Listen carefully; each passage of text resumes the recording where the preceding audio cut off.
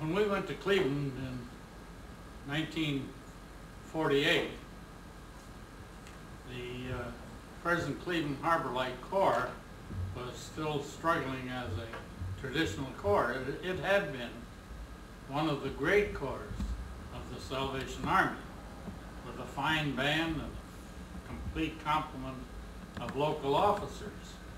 But over the course of the years, people had moved away mainly to the far west side, and the Citadel was no longer functioning as a corps. They were holding meetings, but with a very sparse attendance. In the meanwhile, the area had become a Skid Row. And so we thought we'd start Harbor Light programs. Our first course was to ask Pete Hoffman, who was the men's social service officer, to conduct one meeting a week, which he did, and they were very successful. And he recruited a lot of men for his program through the course of these meetings. But eventually, we decided it ought to be a full-fledged corps. There was a meeting every night of the week, and the altar would be lined with seekers night after night. And many of those men stayed in the program and successfully fought their addiction to alcoholism and became sober.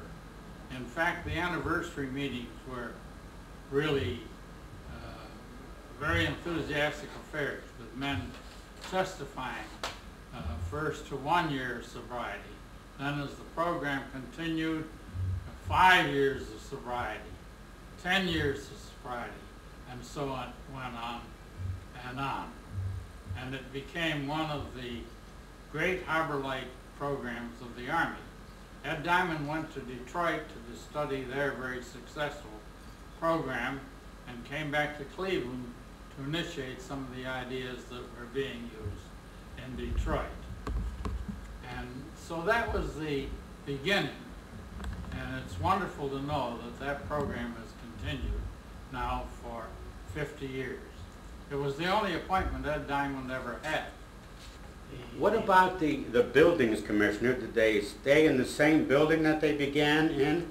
No, they started in 9th Street, which was the old headquarters building, and that was actually a Skid Row area. But eventually they bought the old YWCA building, which was a 16-story building, complete with gym and swimming pool. And so they improved their facilities tremendously in that new building. Well, we certainly want to wish them every blessing of God on their 50th anniversary, and also, as you mentioned already, as they continue in this very important ministry to men and women in the day and age in which we find ourselves, right on the threshold of the new millennium, the year 2000. I'm very glad it's continuing, and we wish them all the success that's possible under the blessing of God. Thank you very much for sharing your time this afternoon, Commissioner.